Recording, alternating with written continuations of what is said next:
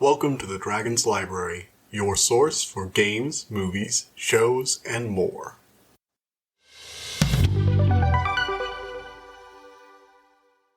Hello everybody, welcome back to the Dragon's Library. So today is the last day of 2021. Good riddance. Moving into 2022, hopefully a slightly less shitty year. But before we finish this year up, I wanted to go ahead and go over basically everything we've been doing this year on the podcast. So, this is where I'm going to go ahead and tell you what my favorites of the year were and maybe how my opinions changed on a few things. All right? This video is going to be a little different because I've actually prepared a few notes for this, a bit more specific, but yeah. For reference, this will only be about things that came out this year. I do a lot of older reviews for older books, movies, and shows, and especially video games. Those will not count right now. I will only be talking about stuff that either came out or finished this year, depending on what medium it's in. Okay? Now, let's get started with the things that my opinion has changed on. First up, I was a bit too harsh on Encanto. When I reviewed that, I was like, the songs are kind of forgettable, but that was before I had them looped in my playlist for, the last month or so. So I will freely admit all those songs are bombs. Please listen to them. In addition to that, I kind of softened on Black Widow. I liked it a lot more when I first saw it in theaters, but it might have been this is the first Marvel movie we've had in like a year thing, and not as much itself. It's alright, it's not a bad movie. Like even Marvel movies are average, they're just kind of, they're still above average compared to other movies, but still, it wasn't anywhere near as good as I originally thought. Looking back on it, it wasn't that great. In addition to that, I've kind of mellowed out on Invincible. It's still a good series, I just don't think it's as good as I made it out to be. So I got a bit too excited on some things, and I was a bit too down on Encanto. That's about my mistakes this year. But, yeah, if you guys want to let me know if you had any differences of opinion, let me know. Message me on Twitter, email me, anything at all would be great. Alright, moving on to my favorites of this year. So, let's start things out with movies. So, my favorite movie of this year would probably be Free Guy. Free Guy, for those of you who don't know, was about a video game, basically a video game character achieving some form of sentience, and he realizes his whole world's a video game, and it's a lot of fun. It's a comedy movie. It's an action comedy. It has Ryan Reynolds as a star. The whole plot's just balls to the walls video game insanity, and it feels like it was the first step towards Hollywood actually understanding video games on a level that they can make movies about them, which I actually think is a good thing. All in all, it's a really good comedy movie. I think more people need to go see it. It's really good. What can I say? Ryan Reynolds is an amazing actor. Moving on. For my favorite show this year, we have Arcane. OMG. Oh, I love this show. I've rewatched it like 3 times now. Arcane is a phenomenal example of it doesn't matter what your source material is. You can make a good story out of basically anything. They took League of Legends. Like, let's be real here. People don't play League of Legends for the story. No, you don't. You play it, it's a multiplayer only game. You play it for the gameplay. If you want the story, you look it up on the wiki. It's the same argument I have with people who play Overwatch. I played it too. You don't play the game for the lore. You read the wiki and watch videos for the lore. But Arcane is just one of the most phenomenal animated series I've ever seen. It's amazing, balls to the wall action with just phenomenal animation. It's that Spider-Verse 2D overlaid with 3 CGI animation style that is just so gorgeous to look at. Maybe I'll get tired of it after like 1,000 studios try and rip it off, but it seems like one of those styles that's going to be really hard for people to cheaply rip off, so maybe I won't. All in all, I didn't think I would like this. I mostly tried it because I saw a lot of ads for it. It was something on Netflix. I didn't really have anything else to review that week, so I was like, okay, let's go ahead and try this. And I just went ballistic. I actually got a little mad that Netflix had it releasing 3 episodes every week for 3 weeks, because I was like, I just wanted to finish it. I wanted to binge it all immediately. It has a strong emotional core, amazing animation, good voice acting, great fight cinematography, wonderful characters, all in all, just fantastic show all around. Probably up there for me with one of the best things this year, although I'm going to give it to something else because Arcane will have a season 2, and I can definitely give season 2 the best of the year. So I'm probably going to let that sit there. Although it probably would be nearly tied with my best of the year, though. Next up, we have the best video game this year. That would be Deathloop. Now, there were not as many, big video game releases this year. I didn't get to play a lot of them. I was very busy, and I've tried to limit how many games I play, so I usually only play those that really grab me. Deathloop was 100% worth it. It was one of the few games that's managed to actually mesh single and multiplayer gameplay very well. The story was very interesting. I really liked the concept of, 4 time period setting with 4 unique locations, and each one of them have different, the maps are laid out differently depending on when you go there. Hey, you've got to have this inverted clue version where you've got to figure out how to kill all these key characters in a very specific way. So you've got to learn a lot about them, about their schedules. And then the multiplayer element being the only person who's aware of the time element being taken over by other players so they can hunt you down in the world to prevent you from achieving your objective was very good with the frustration multiplayer can often add into a single player game, like when you're constantly getting invaded in Dark Souls. And it was really interesting how they meshed those two directly into the story. I really, really liked that. I think it's impressive. I think a lot of people need to take notes on this. All in all, Deathloop is a very stylized game. It has fantastic animation, a good core gameplay loop. It takes a lot of inspiration from Arcane Studios' other things like Dishonored and Prey. And yeah, I think it's a really good game. It deserves a lot more than it got. I get there might be other objectively better games out there. This was just my favorite for the year. If you disagree, no big deal. Moving on from that, we have the best book of the year. This is going to go to The Last Graduate by Naomi Novik. It's her second book in her Scholomance series. For those of you who don't know, I love Naomi Novik. She's just can do no wrong for me as a writer, except for that stupid amnesia plot in the second to last Temeraire book. I hated that so much. But aside from that, she's just done amazing work. Her Temeraire series is one of my favorite dragon series. Uprooted was just a fantastic dark fantasy. Spinning Silver was great. And now you've got A Deadly Education, The Last Graduate, both of which are a dark subversion of the magical school genre. All in all, with good core characters like Ladriel and Orion, with a great supporting cast. The writing is really interesting. And I just love the world she's built here. It's a nice dark fantasy world. Also, she's the queen of cliffhangers, and I cannot stop thinking about it. I've re-listened to this whole book on Audible multiple times while waiting for the next one to come out. Thank goodness this next one's coming out in 2022, from what I understand, so I only had to wait a year. And it is killing me on the inside.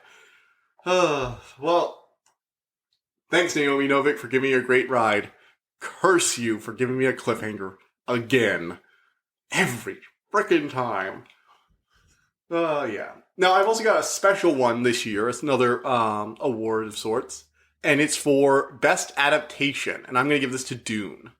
Dune managed to adapt one of the most gigantically complex works of sci-fi into an actual movie that has a coherent plot and doesn't skimp out on the themes and messaging. Thank you, Dune. It's a very well-made adaptation, great special effects. I wasn't as fond of the Mongolian deathworm version of the sandworms as I originally thought, but you know what? It's grown on me over time. I think it's fine. All in all, I'm very glad they decided to make this a part 1, and it was a risky move considering they apparently weren't renewed for a second movie until after this one came out and they already got their good box office return. So literally us getting a second one depended on how well this was doing, and I've worked at a bookstore, okay? I work at a bookstore that's right next to a movie theater. This thing did great. I was actually working at Barnes & Noble while this was releasing, and we had tons of people coming in straight from the movie to look for the book. We actually got a huge shipment of them in order to meet that demand. So yeah, this did very well. We're very lucky that the studios decided to greenlight them on a second movie. Thank goodness. We're also going to be getting a spin-off series and multiple sequels. What have we done? The Dune expanded universe is a thing now, people. It's going to be a whole connected universe. Get ready for it. We got the MCU, and now we got the Duneverse, or whatever they're going to call it. Who knows? What have we created? But yeah, they did a very good job adapting a very complex work of sci-fi, a very old one too, which makes it a little hard in a lot of ways. I'm glad they stuck to their guns with just making it a part 1, part 2 deal. So yeah. And now, for the thing I've been wanting to talk about since I started this, my favorite thing that came out this year, and that would be the Magnus Archives. Okay, so for those of you who don't know, shame on you, you should know about this. I did a whole review on it. But the Magnus Archive is a horror podcast, and it's basically an anthology series of sorts, mostly made up of disconnected, scary stories that are brought to the attention of a fictional research institute called the Magnus Institute. And they accept the statements of anyone who wants to come in and give them their story about a supernatural encounter. The previous head archivist, Gertrude, vanished under mysterious circumstances, and Jonathan Sims, along with his archival assistants, take over for her, only to discover a deep web of cosmic horror, monsters, and mystery that threatens to consume them. And it is a really good series that has been going on for multiple years now. I got into it around season 2. Around season 3, actually. Midway through season 3, yeah. I binged the whole thing and started listening to it on a weekly basis. It only finished March 2021. It actually finished a little while before I released my first podcast episode. And it was just one of those really good works that, like, seriously, this is an amazing series. Probably one of the best horror things ever. It captures the feeling of, like, Lovecraftian cosmic horror better than most other things that come out. And it manages to use its own medium in a way. Like, for example, the whole thing is the setup for it is essentially you're only ever hearing the tape recordings that the characters are making, but it manages to twist that into the story itself.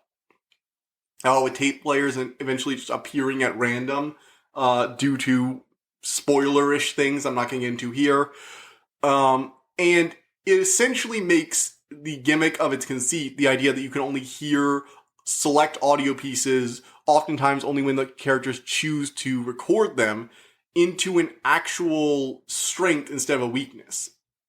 And it's a very rare it's a very rare story that figures out how to use its medium to its advantage, rather than trying to work around its disadvantage.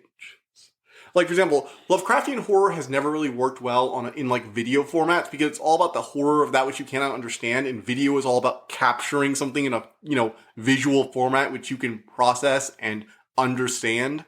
So, a lot of times when videos are trying to, make it so, I can't understand what I'm seeing, there'll just be some, neon light being blasted into the character's face, and it'll be a close-up on them going, crazy, and you will never see it. But the whole point of video formats is that you're supposed to see what's going on. The only time they've really gone around stuff like that is in things like Cloverfield, where the whole, you never get a clear view of the monster is a big part of the story.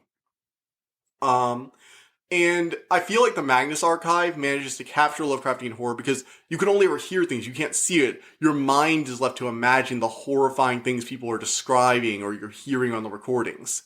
There's one very, very moment that sticks out to me where a mother tells them, she's giving her statement. She's like, I physically can't describe what I saw to you.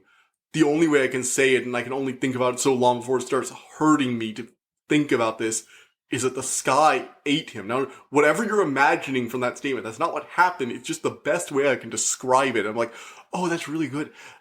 There's not really a good way to visualize that, but just her saying it, telling you whatever you think you're thinking is not what actually happened.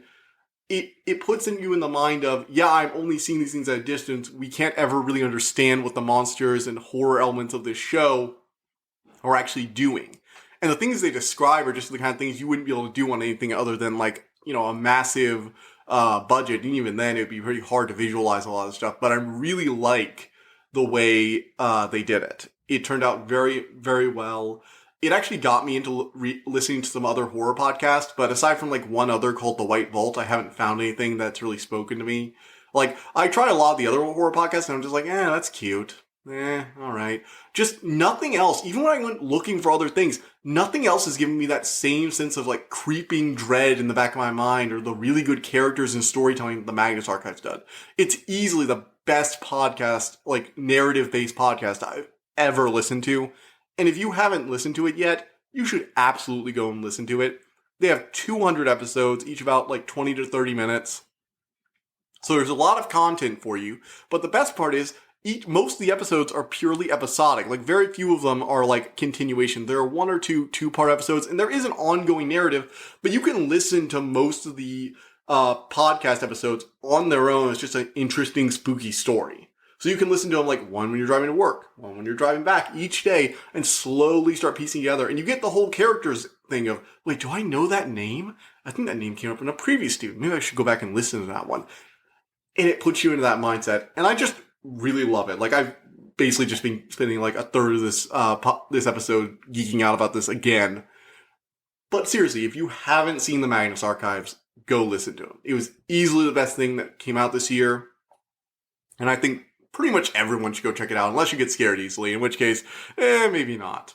Oh, fun fact for my fellow Ophiophobes, for those of you who don't know, people who have a phobia of snakes. Snakes only appear in one episode, and no, it is not something that will set you off. Trust me, I'm set off by basically everything with snakes, and the one episode is about like a stone snake, so it's not like a real one. For somehow, the story about fears forgot to grab snakes, and usually I nitpick that. But for me, who's really, really terrified by them, like the point of feeling them brushing against my leg in my bed, like Phantom Sensation style, this was a huge relief. Although if you're arachnophobe, there are a few episodes you want to check. Anyway, that was basically how things went this year. I think I've had a lot of fun with it this year. I started back in March, and it's just been nice talking about the things I've read and listened to and watched. I'm going to be continuing on to next year, and I hope that you guys will keep listening, because it's been kind of great seeing some of my episodes do okay. All in all, yeah. See you guys next year. I hope you enjoyed listening to this episode, and thank you for listening to The Dragon's Library. Please subscribe to this podcast to be notified of new episodes. The Dragon's Library releases new episodes Tuesday and Friday each week, and you can follow us on Twitter at Dragon_Library2. If you want to suggest an episode topic, my email is in the description below. And as always, thank you so much for all your support.